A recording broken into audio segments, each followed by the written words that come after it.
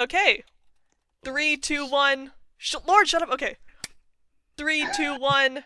Hello. Welcome to part 4 of the BYM interview series. This time we have Mr.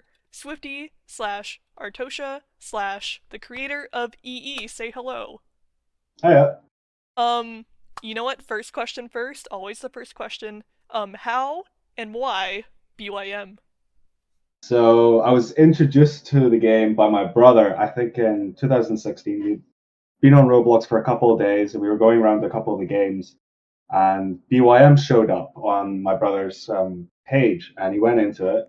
He was like, "Oh, I think you would really like this game." And I was like, "Oh, you're probably right. I mean, I'll check it out," thinking not much of it. And then I was hooked. So the first thing I built was like, the Minecraft slimes. Oh, yeah. I built one of those, but added spikes to it, and I would just slam into people, and then that was my first creation. I don't know if I can find it, but probably can't. But it was absolutely fantastic, and I loved it. But when I then progressed further into the game, I there's a particular user, I can't remember his username, but I still have him printed somewhere, and he properly introduced me to the rest of the game and into spaceships and things like that within the game. And I'd played a few games before this that I've been quite obsessed with called like Elite Dangerous and games like that, where spaceships were basically the main part of the game, and I really wanted to make my own versions of those spaceships. So that's when I started to build the spaceships. And then I kind of progressed from there, and I really enjoyed the game. I really enjoyed the mechanics. I love the fact it was like a free for all. You could build whatever you wanted, and you could just go out and fight people with it. And I really never understood the whole mech thing at first. But as time kind of grown on, I was like, oh, this is kind of cool. I can understand and respect the builders, but I always kind of was on the opposite side because like spaceships versus mechs, I felt like were the natural competitors to each other since they're Oh. both big sci-fi things. So I kind of built my spaceships specifically designed to target mechs and to destroy them. So I was kind of actually, ironically enough, anti-mech for a very long time in my BYM career. No, I do remember that actually. Okay, this is a later point, but I did not like you in BYM. Because I have this one memory. I was 12 and I had my Thomas the Tank Engine mech, and you were camping Yeah. outside my garage with spaceship, and I and I and I don't want to get on to you, but I was like, stop it, and you were like, I'm a helper, and I was so upset. I was so upset. It Yeah, ruined. no, that sounds about right. That sounds but very, very but anyway, accurate. we can get to that later. So why is it because of Elite Dangerous that you started making spaceships? I've always kind of had a fascination for space. I really like a bunch of different things related to it, and I just really enjoyed the creative process of making them. I like their functionality and I like their ability to fly and things like that. So I think that's probably why I went down the spaceship route for me. You And I also felt have like it was the easiest way to express myself in terms of designs and stuff like Sorry, do you have a spaceship that you can load to show that. the Oh, this viewers one. out here? Yeah, I do somewhere in here. I have quite a few in BYM. This is when I made the most amount of what I used to call capital class ships. Essentially, these are really excessively big ships, at least according to what I used to think. Big, and I would like these are basically my main ways to show off what I was capable of in the game. So this one actually was the one that was made into the thumbnail. So I have this one. If it loads, nice. There we go. Ooh. So this was near the kind of the. I was probably about level 600 when I first started working on this. It's pretty bare bones, I'm not gonna lie, but it had a lot of functionality in it. It had an escape pod. The guns were all working and turreted with two modes: one for manual aim and one for automatic aim. It also had the ability for a hyperdrive. It had a hyperdrive, and it also has a working interior, which was quite nice with it too. So yeah, it's a pretty basic ship. It actually came with a little bit of controversy Oh. when it was made as a thumbnail. As you know, the BYM community is it can Quite be a little bit harsh at times. quite harsh, yeah.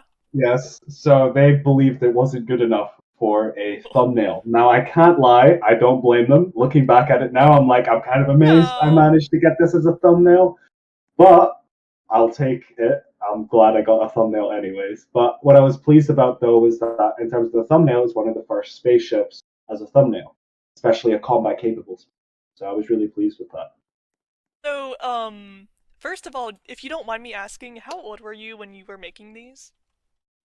Probably like 14, 15, 16. Okay, okay, 14, 15. And then, I can't so, remember exactly, but around that age, yeah. yeah, around that age. And so for the thumbnail, do you feel like you were one of, like, maybe just only a few people that made spaceships? Oh yeah, massively. Yeah, they weren't popular. I mean, after all, the game is named Build Your Own Mech, not Build Your Own Spaceship, and I'm sure there were dedicated games for spaceships back then that people could involve themselves in. But for me, yeah, I enjoyed making them. I was part of a small community that made them. I'm friends with still a lot of the people that made spaceships in BYM or B&D, so yeah, the community was small enough that I mean it could fit in your friends. All right, and then one more question before we get on to questions from the chat. Do you feel like the thumbnail was a big part of the current spaceship community? Like, were a lot of people introduced? I think a lot of people, I guess, I mean, I noticed that a lot of people came up to me and were like, oh, you're the spaceship guy. And then kind of that was it. And a few people were inspired to make spaceships in BYM, but I would not say that it was responsible for B&D or EE's current spaceship at all. Even though it was the first, spaceship thumbnail.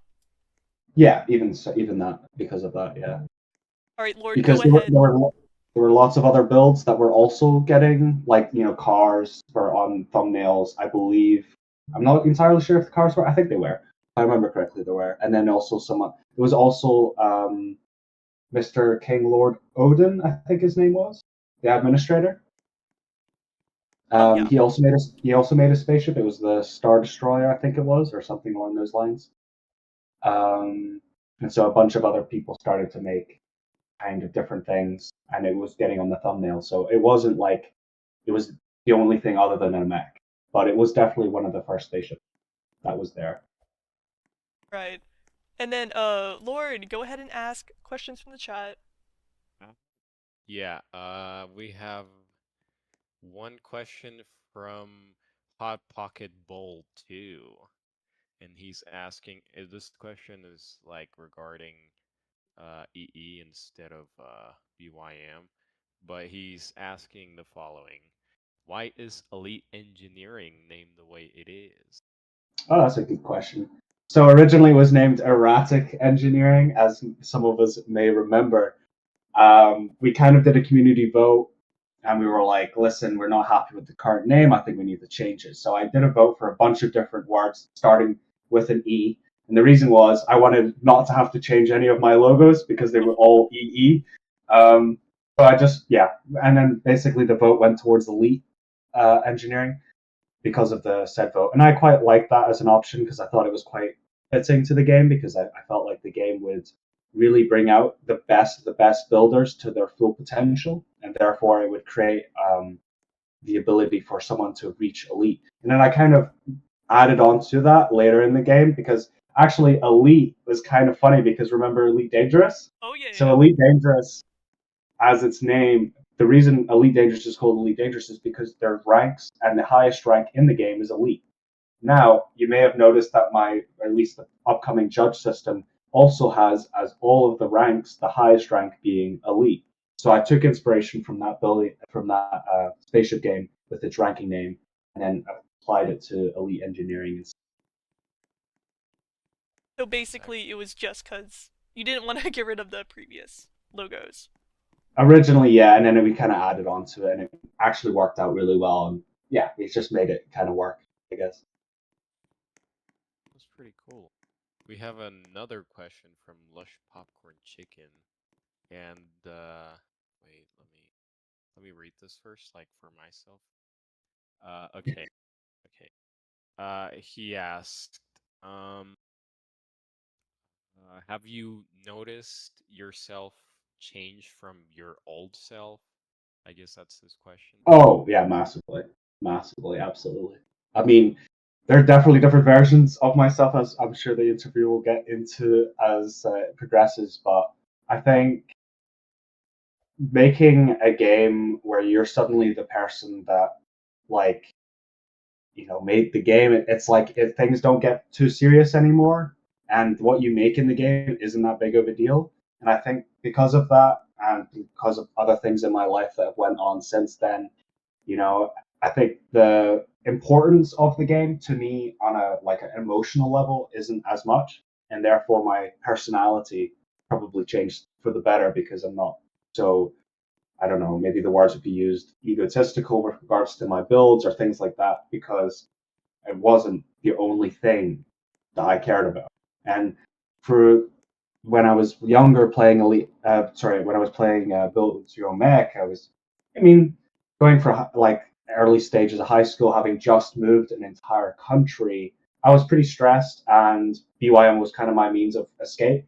And so, as a lot of people can probably relate to, if that is your main way to escape the rest of the world and all the chaos that comes with it, then you kind of find yourself really caring about the stuff you make in it. And when you start to really care about the stuff you make in it, the second someone comments on it or insults it, you're immediately offended, right? Well, nowadays, if someone says my build's bad, I'm not really going to take it too seriously because, like, big deal, you know what I mean? But back then, it was a whole different matter. And I think that also reflects regards to the rest of the personality in terms of where you care about things and also your way of treating people around you. And then also thinking about the bigger picture. I think that's something that I have to learn to do because even though sometimes it might not be so obvious, but certain decisions I've made, even relating to B&D, BYM, in terms of my reputation because of certain actions I've done, have severely affected certain possibilities in the future already.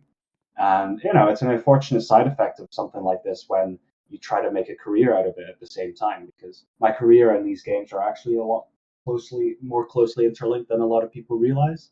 So it has affected my career in some ways, but, fortunately, the people that I did these things to were much more mature than I was and understood that it was just me being a typical younger teenager, just doing stupid things. So fortunately, they weren't too hard on me and it didn't ruin my entire career, but at least it made me realize that, oh, you need to change if you want to have any chance, doing anything Yeah. meaningful in this world.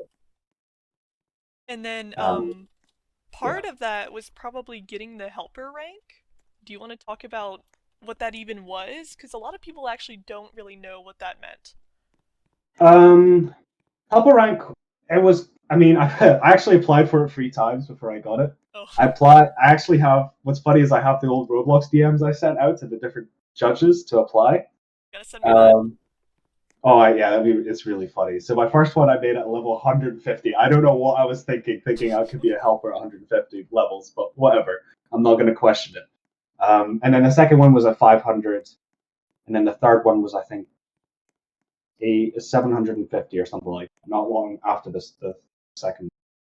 When I eventually got it, I was really pleased. But the main reason I really liked the helper role was, one, I like the features it came with, like the ability to fly outside of your garage and things like that. Obviously, when you're a player who takes the game too seriously, you want everything you can get to get more recognition, right? Yeah. I mean, a rank that's different from the rest, this, that, next thing. So, you take that part a bit seriously. Now, I also really enjoyed the part of helping people, and I also like the fact it got me closer to the admin team and allowed me to understand the development process of the game a little bit better. But really, the helper role was, so there were 2 roles that a normal player could get without too much work, and it was the helper role and I believe the filmmaker role. I can't remember if it's filmmaker or just YouTuber or something like that, but basically you either could make content creation or you could help players. So the helper role, as its name suggests, was helping players and keeping the community tightly knit, so that you could, if a player was like, oh, this, that, next thing,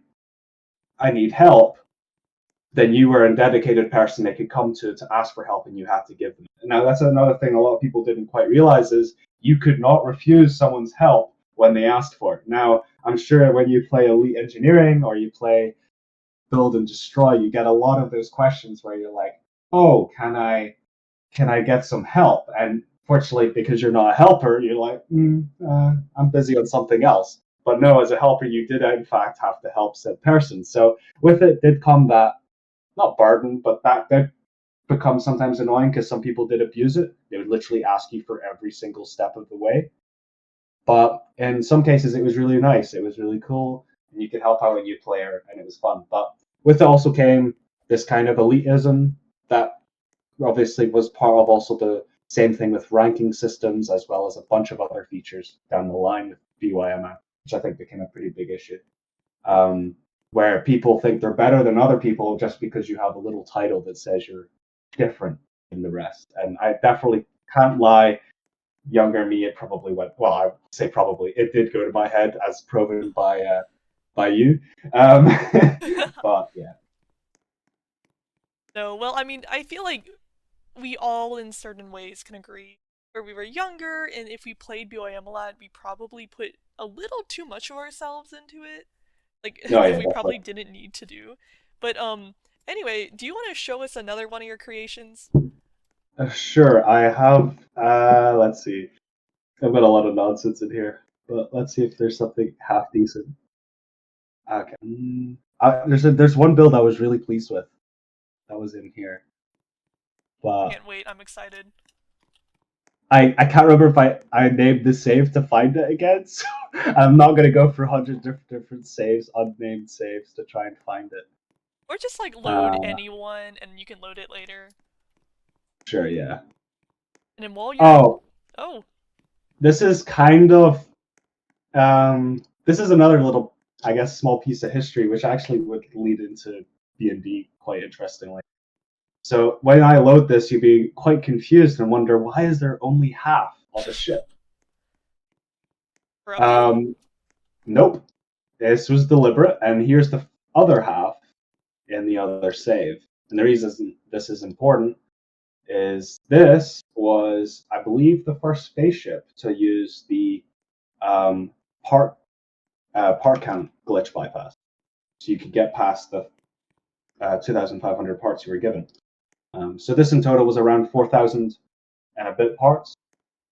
Quite funny to think about nowadays, considering how many parts you can get in EE. But back then, this is how he had to bypass it. So Yeah, we I had do remember.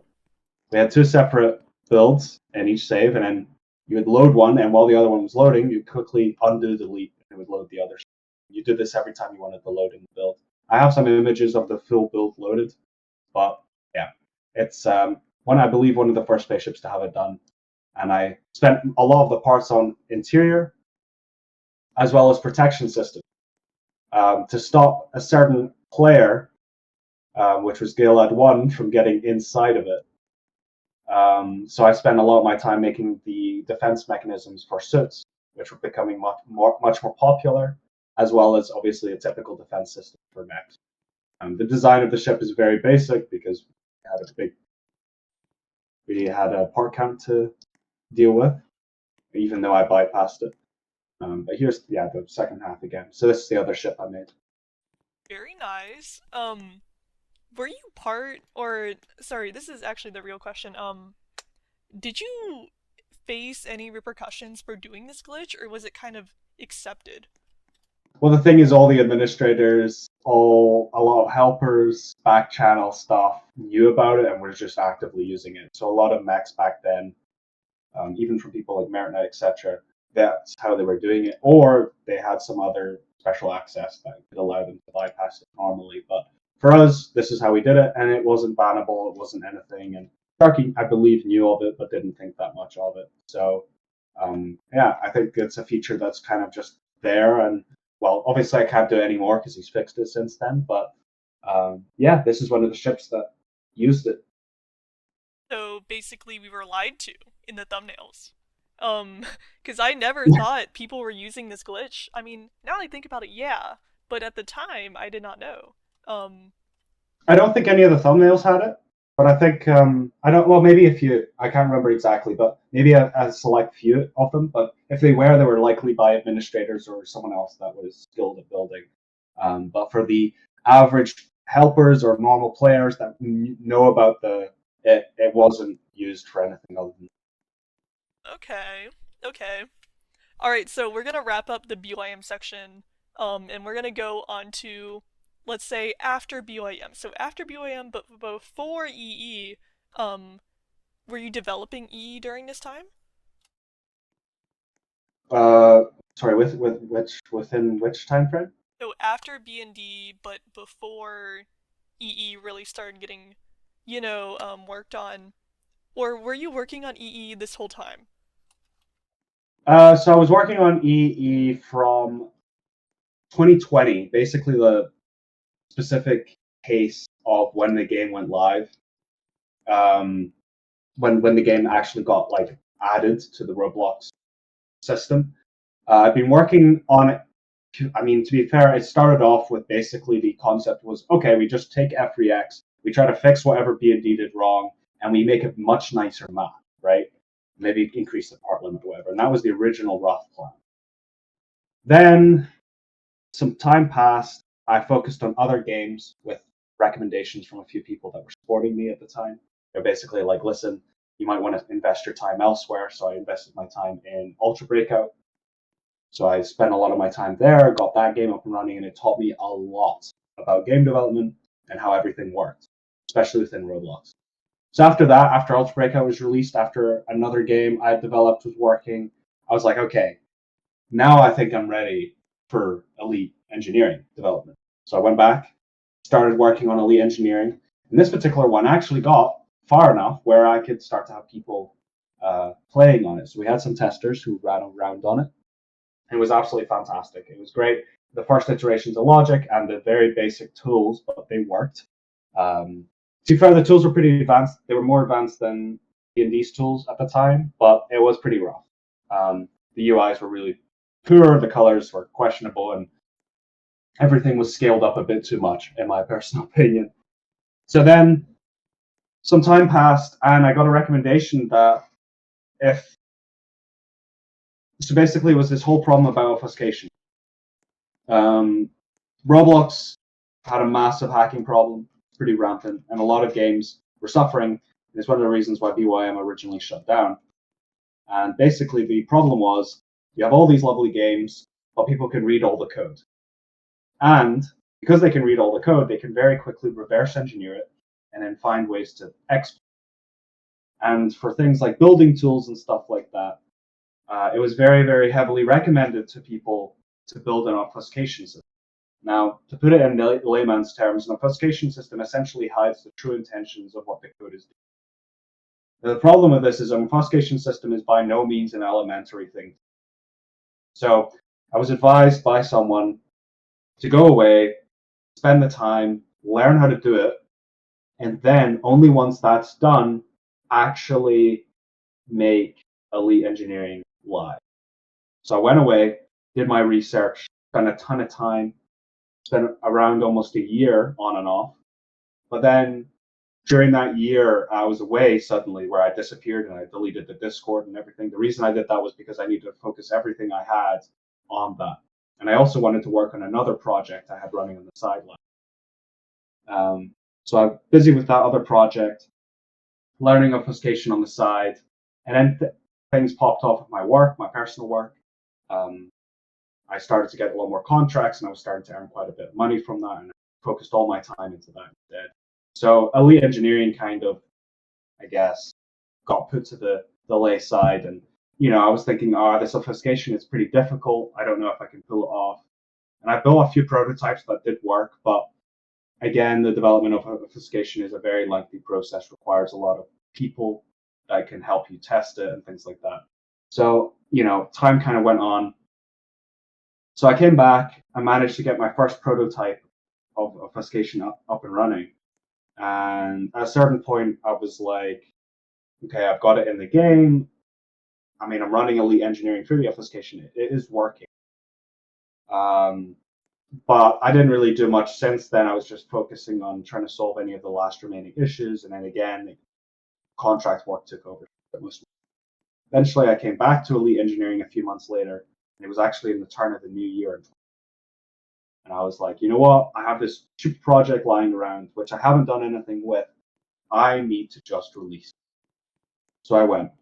And I said to a couple people beforehand, I'm like, listen, I've got a few little things left to do, but I'm going to launch this to the public. And they were like, wait, what? Because they hadn't heard of me in like a year. So launched it, got it out there, and I deliberately turned off obfuscation on it. And the reason was I noticed it was affecting performance. things like tools, etc., running slower, and I didn't like that. I wanted the game to be the best it could be, and I didn't really care if it meant sacrificing some elements of security in it, if it meant that the player's experience was better. So I launched EE, and then I continued to develop it and added to it over the next. And that's kind of how the development of EE was, why it randomly stopped, how things were working with it. Yeah, I mean, I do remember when it came back, everyone was like, "Oh my god, he's back!" It was definitely like a time of like everyone was so happy, so excited. So it's interesting that you didn't leave EE for like a really big reason. It was just because you wanted to get the obfuscation right. Is that the word? Yeah, that's the word. Okay. I think a lot of people, for some reason, were assuming something big had happened, like another hacker, or, something happened to you in real life. But no? No? No, pretty much. No, nothing really. I mean, life got busy, as I said, so it did kind of slow down the progress on Elite Engineering, and I was working on another game, which is in the background, of which not many people even know what it was about or what it is about, of which I'm actually considering launching in the near future. Secondary thing. It won't replace EE's development, but it's a game that will definitely have a chance to earn more revenue using the things I learned. But it's not a building game, so it probably won't interest many people with the community. But Oh. yeah, it was an interesting concept I wanted to develop further, but it needed obfuscation to pull off, and that's when I realized, oh, I finished obfuscation. Let's focus on early engineering again. So, here's another question. Making this building game, especially in the succession line of like BYM to B&D, etc., are there any unique challenges that kind of popped up? Oh, I mean, literally only but Yeah. challenge. It was one challenge after another because so for me, my development process, like I'll imagine a lot of developers out there, is when you run into a problem, you just Google it. And normally there will be a solution, at least for coding. However, quickly when I learned with Elite Engineering is that every single problem I'm facing is completely unique to me, and no one else has solved this specific problem. So I realized quite early on with my Roblox development is that I had to change the way I develop, and I really had to just push for it, solve it myself. So to do this, I used various different resources I could find about general mathematics. I learned how a lot of different internal systems in Roblox operated. I learned a ton about math in ways I didn't even know before. I learned a lot more about what it means to do game development, where to optimize, things like that. And so the challenges really come from a coding point of view. The game, I think, as far as games go, building games are one of the most, if not up there in the most challenging game genres to code, which I know may surprise a lot of you, but it's mainly because you don't, in a normal game, you code a lot of content. So that's where your time's consumed. You have to think about the creative processes. And then the complex side of things will come from maybe the physics or stuff like that. However, with a building game, not only do you have physics to account for, but you've also got a series of tools you have to bake. And then on top of that, with all the tools that come with it, you have to think about all the optimizations. And then in my game, I also made it one step more complicated by making a logic engine and essentially a programming language. And so these challenges led to a severe amount of headaches and a lot of unique problems because I wanted to solve problems that these other games are facing, like the welding issue. I was like, right, okay, how do we solve that? Or how come shifting exists? How do we solve that? Okay, how come save data is so like big in a lot of these games? Like, how can we make that less? How come the move tool is so buggy with when you drag parts around? How come we don't have corners now? How come games don't have mirror mode? And so things like that. We looked at basically all these things that these other Steam games had, or things I always dreamed of having. And I was like, right, okay, how do we make this? So I made it using again all the different things I'd learned previously, thanks to the strong fundamentals. So I would say the biggest challenges I would say is you need to have a deep understanding, one, about mathematics, but two, about general game design, and then three, about the programming language you're using, and four, about what problems do you want to solve? How do you want the game to design to go? With Elite Engineering, I didn't want it to be some kind of clone of the previous iteration of games. I wanted it to be in its own right something. And the reason that for that is because if I cloned it after some other game, a lot of the limitations that these other games would bring would be forced upon me within this new genre or this new game that I'm developing. So I was basically like, okay, what do I like about all the building games I've played? And I was like, right, okay, I really, really love how BYM you can go out of your garage, you can fight people. I think that's fantastic. I love that concept. Right, okay.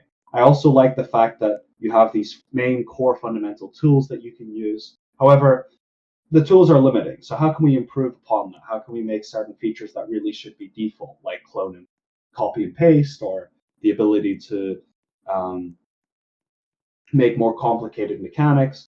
And then I was also like, right, okay, I really like the way some parts of D&D are balanced, the limitations that were set, restrictions, but how can we make that better? Like, I don't want to just limit based on the amount of TNT. How about we limit by volume instead? And then things like that. And then on top of that, I was like, right, okay, I really like Stormworks and how they've done their logic engine. How can we build something like that or maybe improve upon it? So then that came along. And then I was like, right, okay, I really love Brick Rig's destruction physics. Okay, so we introduced Brick Rig's destruction physics into the game.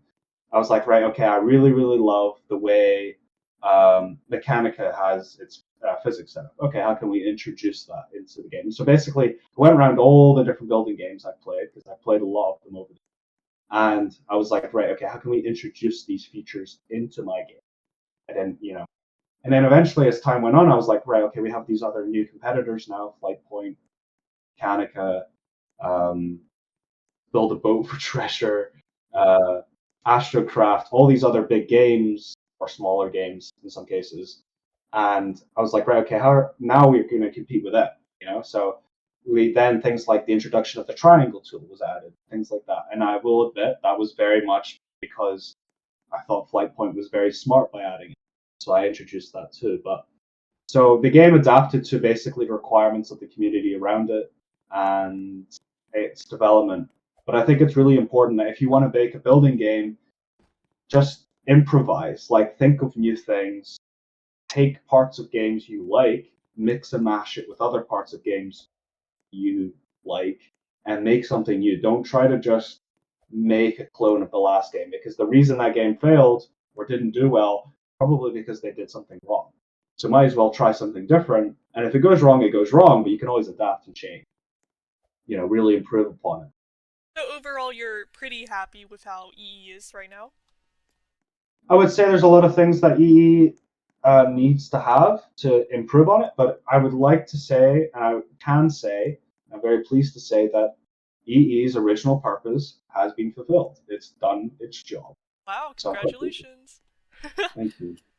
So essentially, the original purpose for Elite Engineering was I didn't want the tools that you're given to be the limiting factor on what you can do in the game. That's the main core point of what Elite Engineering, and it's a pretty big goal to set yourself. But I was like, right, okay, these stupid limitations that these other games have, how can we remove them? How can we make these things better? How can we improve people's building lives? Things like And then, here's a really important question. Is there anything you wish the player base would know about EE or things the community did better that you wish would happen? I think community needs to be much more understanding of a newer player base. It's the only way these games are going to survive. The newer player base, while they may be annoying, while they may be very, very overly enthusiastic, or they may give up too soon, you cannot give up on them, because one day they might just impress you. And I think we need to treat them with a higher degree of respect and really help them out when we can, because they are, after all, when we grow old, they're going to be the next generation of people that are building within the game. So overall, you think there needs to be more acceptance of these newer players? Yeah, 100%. I agree with that. And then, here, okay, we can get into a few of these questions. Lord, go quick. We don't have much time. All right. So, the first question actually is by Hot Pocket Bowl. What is your Nope, we don't need favorite? that question. All right, Skip. all right, all right. about Hivix? I've asked this many times before, but please, can we get access to the EE Bible? Gospels heard in my dream. So, for those who are unfamiliar, the EE Bible is like basically some of the testers and people I would consider friends. We're basically writing the pure nonsense that we basically conscribed of like the EE lore, but with B&D lore and BYM lore all into one. But it's like made as if it's some kind of prophecy, like it's written like it's in the Bible. And yeah, it's pretty funny, but it will be something that will be reintroduced into the game, I promise. The EE Bible. All right. Another question. Again, wait. Yeah, again by Hot Pocket Bull. He's asking whether the 20k part count for BIP servers is actually gonna be a thing. And wait, what? Why do? Wait, what? And okay, why do that if the logic update will lower the amount of parts? I think. Yeah, That's so sorry. that's fine. I'll answer both of them quickly. So 20,000 part limit, don't know yet. We'll still figure it out. Maybe, maybe not. I don't know yet. It will change a lot of things. So I think it's important that it's done cautiously and done in the right way. It might not be 20k, it might be 10k. However, it's likely there will be a higher part count for VIP servers. As for why that's a thing, I want to see what the true potential of people's builds can be. If people stopped caring about, say, efficiency or part count and just went for it, I want to see just how cool builds can come within Elite Engineering, hence the part count. Now, the logic update will surely remove the amount of parts that are consumed to build. However, then instead you can invest all of those parts into detail, which would be really cool to see. As for how far away Logic Revamp right now focuses on a lot of other features in the game. We're right now going for a quality of life update phase where I'm improving things, fixing things. So I'll do a little bit of a session of that, and then I'll get back to working properly in the Logic Revamp. However, Logic Revamp is probably closer than a lot of people originally thought. So just, yeah, keep on the horizon for updates. Most of it is right now designing, just prototyping. So in terms of actual game code, there's not much, if not any, of it, but there are processes in place for the Logic Revamp to come about. It's great. What else? Okay. Well, Visa has a question. Wait. Oh, wait, no, that's not Visa. I thought it was Visa for some reason. I think. I can I don't read know it if if you this. need me to. Yeah. No, um, I just don't know if the question is like relevant to the. no, okay, so he's basically asking, will there be a camera part? So the issue with this is Roblox right now. Roblox doesn't currently provide any real way of for a fast and efficient way to render things. So there is no ability for a screen part to exist within Elite Engineering as of, but that may change in the future when Roblox updates their tech. All right. Okay, and then very important question. What is your dream vision of what EE will be in the future? I think right now I would say probably my vision for the game is for it to become a hub where people are making stuff, and then another bunch of players who aren't necessarily skilled in the art of making things enjoy the content that other people are providing for them. So you have one bunch of players classed as builders who gain reputation points or a bunch of other things I don't know yet. And these people build things, and then they earn clout for it or recognition. And then there's a series of players that come in and they enjoy the content that these other builders have presented. And then they can, use these role play with this. And it almost allows the audience of the game to reduce a lot, allows a much younger audience to enjoy the game, while also showing off the true potential of what building in the game actually is. Because then a new player, like how they enjoy the starter templates, they can enjoy the basic functionality of it, quickly learn how to use it, and then go straight into battle with it or role play with it or do whatever they want. And I think what would be even a cooler addition, which actually is probably going to happen sooner than the workshop idea, as I mentioned, is the idea for organized fights within an arena or within a dedicated safe space that have dedicated rules, and maybe once the game's a bit bigger, matchmaking. So, for example, the game will measure a build's combat ability a little bit like Robocraft, and it will align you with other players of a similar combat class and get you in a server together to fight each other out. And I think things like that would be really cool for the game. And I think it would definitely grow its audience as well as its replayability, as well as things for people to focus on. Now, yeah, I think that would be my grand vision for Elite Engine. But this will take time, right? Yeah, I mean, these are pretty big features we're talking about with a lot of things to make sure it's polished, to make sure it's easy to use. So, however, the arena is probably going to be one of the closer to, one of the things that's going to happen sooner rather than later right now. So here's pretty much our last question here. If EE somehow dies, sputters out, do you think there will eventually be a 5th generation mech building game? Of course. Yeah, there's always going to be someone who's skilled enough in the community to pull it off. So I'm sure there's someone out there that's going to make EE look like dust and really, really work on what's possible. And maybe it might not even be on Roblox. It might be on a different platform. And then, yeah, I mean, those are the major questions. We do have a few bonus questions. I know we're running out of time. If you have more time, maybe like 10 minutes more. I mean, yeah, I'm chill. I can do that. All right, so here is the first bonus question. Bit of a sensitive subject. You probably know what it is. During B&D, you and Zen got in a little skerfuffle. Would you like to talk about that? Yeah, I think we could definitely attribute that one down to being a stupid teenager during COVID with a lot of free time on your hands. So, yeah, so that was, I think, back to the classic case of taking a game a little too seriously and then also wanting recognition at the same time. So what happened was I was starting to get very, very good within the glitches of the game, messing around with tons of different things, doing rather abusable stuff, like literally at one point using glitches to exploits to literally kill someone from anywhere in the map instantly. Pretty crazy when you think about how far glitches can go to be able to pull that one off. However, what I quickly realized when I came back to BYM is that I've been doing glitches for a lot longer than just B&D, considering every single one of my builds within BYM are relying on glitches in some capacity. So, yeah, I realized that, in fact, it's been a thing a bit longer than I thought it was. But, yeah, so it turned from glitches to eventually exploiting. And then eventually, because my main account got banned, I was a little bit more reckless. I got free time on my hands. I'm busy maybe developing EE on the side. I'm bored. I want to spend some time.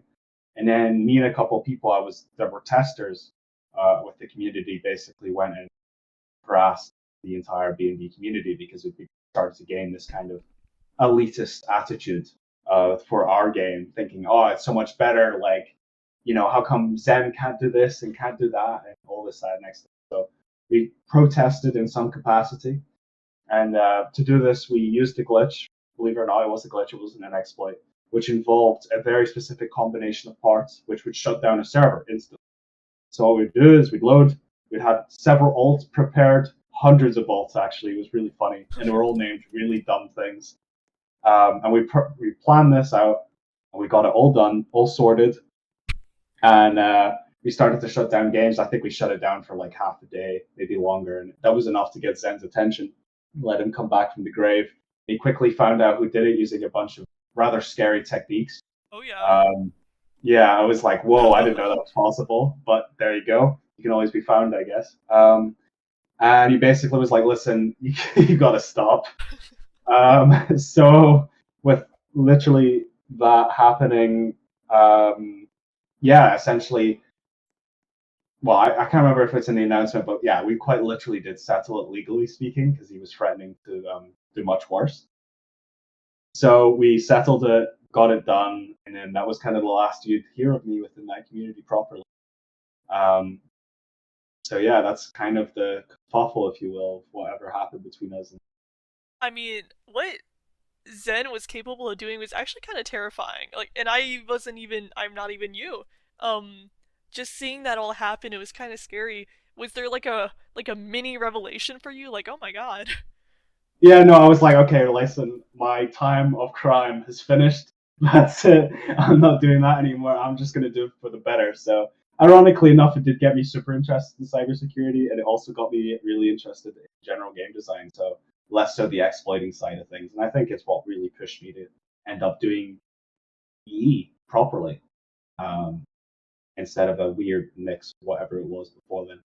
Yeah, So, yeah, I so think sorry, now that you and Zen have both kind of made this BYM style game, is there anything you hadn't realized before, or anything, if you were here right now, you would say like, huh, you know?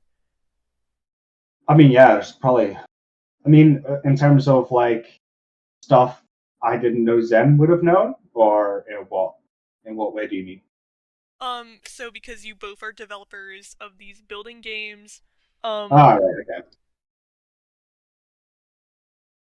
sorry, yeah, it basically is just there anything, um, think he didn't get enough credit for, or you think the community treated him bad on?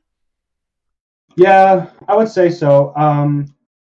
I think if your heart isn't in the game, there's no way in hell you could maintain a game like that. It's a complete and utter nightmare perspective. It's very, very, very time consuming. So I can understand why his updates weren't as frequent as they were, and I can understand why he did what he did. However, I do think he could have probably handled some things better in the grand scheme of things. Um, but again, I'm a different use case. I'm much younger than he is. I don't have the responsibilities he does. I have a passion for said game, unlike he did, and therefore my circumstances as well as my viewpoint on the game will probably be very, very different than the way it was for him. So my kind of point of view on this is that he did a lot of things right, and I'm really glad he could kind of continue BYM's legacy because it did. It was a way of when BYM wasn't there, you could at least still build. You could still, and honestly, when you go back to BYM, it's kind of amazing actually how functional B&D was, considering how old a lot of the code is for it. And I mean, yes, let's be honest here. B&D was by no means perfectly functional, but it did a lot of things well in its attempt to try and fix the gaping hole that was BYM. And in turn, I think it led to a lot of people trying their own thing and trying their own projects and getting their own stuff out. So I think in turn, as I said, there's some things Zen did wrong, some definitely a lot of things Zen did right. So yeah, I'm curious to see if he ever gets back in this world. I'll welcome him with open hands if he does, because I think it'd be really funny to see what a true Zen potential building game looks like. Because the man is, I mean, to this day, I still can't believe how skilled that Very as skilled. he is. Yeah, it's unfortunate that B&D never showed his true potential as a developer, if even a fraction of it. But I think it'd be really cool to see what something like that would look like if he ever came back treating B&D properly. And then I just got reminded of a. Actually, you mentioned this question. So in a lot of my previous interviews, these are mech builders, and they said that EE was kind of difficult to get into mech building wise. Was there anything you wanted to say about this? Yeah, so pretty strong parts about this. The difference is the way you build mechs has changed. If you built them exactly the same way you did in B&D or BYM, they are dead simple. It would take you not that long to figure out the mechanism because it doesn't involve any math, literally none. You can do it completely using Boolean and on-off switches and some keybind. Like you just need some stabilizers, some hinges, maybe some aim parts, and that's it. You're done with a mech seat. I mean, that is the why the mech seat exists. However, what's changed is people now have the ability to make something much cooler. Moving legs, animations, the ability to actually fight properly. And because of this, what people expect when they start to build a mech is much greater than it was previously. And so, because now the people who were actually skilled have managed to fulfill their true potential in mech building, everything else makes everyone else think, oh, I want to do that. But at the same time, they're like, well, these people are sometimes 18, 19 years old. They're sometimes with a math degree, for goodness sake. And while, yes, the skill cap for mechs has massively increased, to a point where now you can basically pull off whatever you want with it. The same point is that now people's expectations for mech building are higher than they ever were before, and in turn, the amount of skill it requires to make a mech at such a high level is higher. However, the skill required to make for a mech back in, say, a BYM format or a B&D format has not changed at all. Yeah, there's definitely the standards have just been exponentially growing. It's almost, in my opinion, it's almost impossible for new players to get to that level in a reasonable amount of time. They'd have to either play the game for like years. It's just an entirely new frontier of what people can do. Yeah.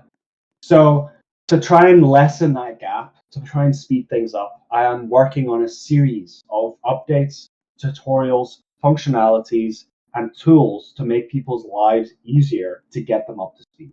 And that's one of the reasons why I strongly am for the workshop. And I know a lot of people have mixed feelings about it, but the workshop is the main way for new players to get fancy new technology and integrate it into their mech. Because instead of me having to build the tutorials for them, players can build the tutorials for them. And the reason that's important is because for a building game, tutorials are always changing. You can't keep up to date with the current trends within building games. But you know what can? The community. So yeah. No, I'm totally for the workshop. I want to put everything I have on there. Hopefully, if I can. But I do know a lot of players are against that. Do you understand why they are? Yeah, I think a lot of them are worried about cancer within public servers, but the reality is it's not that hard to do it, and a lot of people already do it. So that's why I think organized fighting is a really important secondary feature that needs to be added before the workshop is added. All right. Um, so actually, you know what? Load in one of your last ever creations on this game. While you're doing that, Lord, how about you read the last few questions? All right, let me. This chat is kind of messy. Okay, let's see. Okay, Start with average spoon. yeah, yeah, glorified. Side. Okay, will spikes ever receive a configurable damage limit like B&D? This is question. So damage for spikes is a bit more complicated than it was in B&D. Therefore, you can't just add a nice little percentage slider on it. Therefore, because of this, your best bet is to set a cap on damage instead. So, but it would be specifically for players. I don't know if I can pull that off for parts too, because players are a bit more complicated. Parts are a bit more complicated. But what I can say is that it should help if I add a little cap to the amount of damage that does. Next question. Well, that definitely would be useful. Okay, by Dingle Chalk or Sonic Nacho. What are your plans for future weapon blocks or weapons in the game? So the next comment. So whenever I make a part to the game, I have a very certain design philosophy. And it's something to keep in mind with everything I do, and it's why I select some suggestions and deny others. I want every part to have multi-purpose functionality. It means that part should never, ever only be used for one single purpose. So that's how I design everything. So an example of this are spikes. Spikes can be used for ammunition. Spikes can be used for swords. Spikes can be used for, I don't know, basic car damage, right? They could be used for hundreds of different features and different mechanisms. And with every weapon I add to the game, it's important. The same idea is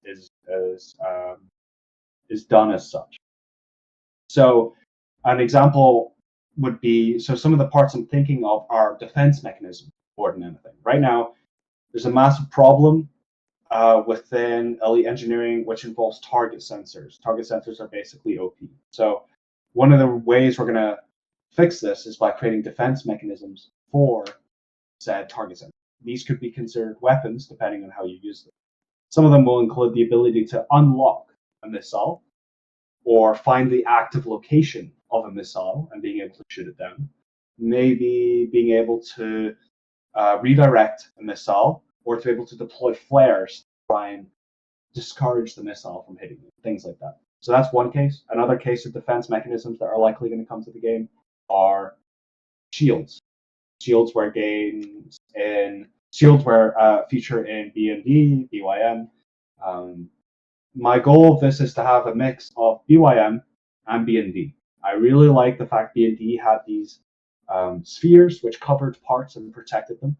However, I really like the fact that in BYM you could have batteries, and those batteries powered said shield. I think that's why one of the reasons why I revamped the energy system, and so we can handle shield. So shields and the ability to target or change target sensors and things like that, basically counter target sensors, are two so-called, I guess, could be used as weapons, but really are defense mechanisms against weapons that will be added very soon. Another energy weapon, I have most of the other weapons that are going to be added are going to be energy-based weapons. So I would really love a EMP type weapon, which essentially shuts down all energy for a couple of seconds when it goes off near build, or at least any of the energy that it targets. I think that would be very cool. Another thing I would really like is the ability for a railgun type system where you have to charge something up and it sends a really, really warm or basically really hot metal thing and it explodes on impact. I think that would be pretty cool. So it's like a weird mix between a bullet part, a laser, and an explosive all in one. So those are kind of parts I'm considering as future weapons. There's a lot more to come in that category, but it's, again, as I said, it's important that the weapons can be used multi-function. And now that thermal parts are properly upgraded, they should also be a new weapon type that can be used. All right, and then next question, Mr. Right. Lord. Yeah, that's awesome. The next question is by Tomato, and he's asking the following. He says, "What do you think of map builds? I think it's a great part of EE if there are certain functionalities in EE that support map builds." Yeah, I completely agree. I love map builds myself. I think they're really special. And I have certain ideas about it. One of them is a bit crazy, so this is by no means a guarantee, but it is possible. An example could be to expand the tool base to cover the entire map and allow a person to basically make as big of a map as they wanted using their own parts with an increased part count, but the parts have to remain. Or in some cases, they maybe don't have to. I don't know. But the problem is, how do we balance it so that no one can abuse it? And then another thing that we have to keep in mind is that how do we make sure that people can maybe make destructible buildings or cool things like that? So I think it would be really cool to be able to, maybe in a VIP server, it could be a VIP server functionality where you press a button and boom, your workspace is not just limited to your garage, but the entire map. And I think that'd be pretty cool. All right. You'd be able to save it and everything as well. Yeah. Lush's question. All right, let me see. Wait, where's his question? Okay. Lush is asking, do you think that people should get into do you think people should get into logic now or after the supposed logic update? I would highly recommend getting into it now. Logic Revamp is a big, big thing. It's a lot of features. And while, yes, it's supposed to come soon, it's not going to. Learning or doing logic systems right now is not going to make it any harder in the future to do it. You'll learn how it works, you'll learn how to work around it, and you'll also understand how to use it to its best potential, and you'll get familiar with certain parts. The old logic system will actually still be used to some extent with the new one.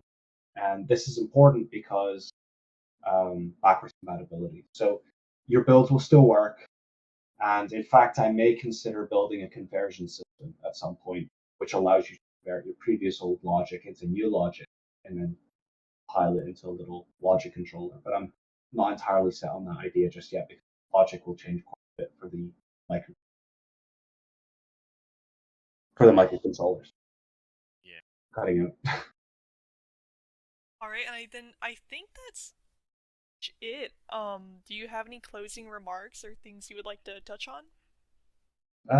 No, I would just like to thank you for having me and let me ramble on about random things.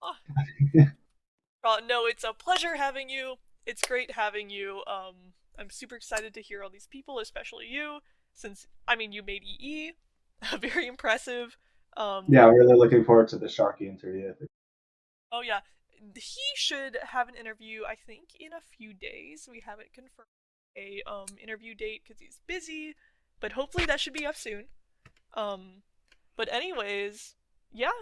Unless anyone in the audience would like to come on and speak a little bit, you are free to go whenever you would like. Raise your hand, guys. We have one person.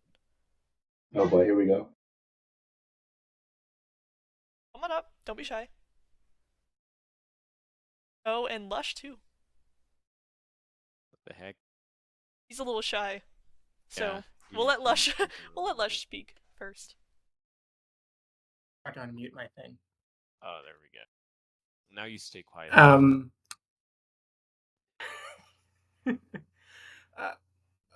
What is your favorite mech anime? You have one. So basically what got me into mecha animes was the recent release of The Witcher Mercury. Only really the first one I watched. And I was like, man, I love the animation, I love the story, I love everything about this. It's fantastic. And then I was like, okay, right, I need to figure out previous animes, etc. So I kind of went back. But I can't lie, I still think The Witcher Mercury is my favorite. It's most up to date. I like the way it's animated. I love the story in it. I think it's the best one, in my opinion. I understand that people have strong opinions about these things, so I'm not gonna say anything else. But no, yeah, in my personal opinion, I think that's my favorite one. The only mech anime I have a problem with is Darling in the Franxx. Its story is just... that's a whole nother story, sir. That's a whole... I don't know about that one. Honestly, it was one of the first animes I watched, so I don't mind it. It's a bit nostalgic for me. It's a bit nostalgic. Some information. Okay. Lush is here. Lush, would you like to say anything? I just want to say, Swiiifty, I think you've done a great job since BYM, and you certainly have matured a ton.